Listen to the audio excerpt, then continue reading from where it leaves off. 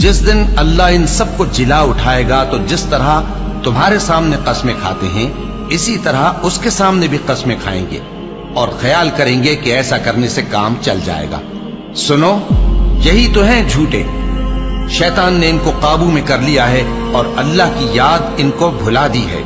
ये लोग शैतान का टोला है और सुन रखो कि शैतान का टोला ही नुकसान उठाने वाला है। जो लोग अल्लाह और उसके रसूल सल्लल्लाहु अलैहि वसल्लम की मुखालफत करते हैं वो निहायत जलील होंगे। अल्लाह ने ये बात लिख दी है कि मैं और मेरे पैगंबर जरूर गालिब रहेंगे। बेशक अल्लाह जोरावर है, साहिब इख्तिदार है।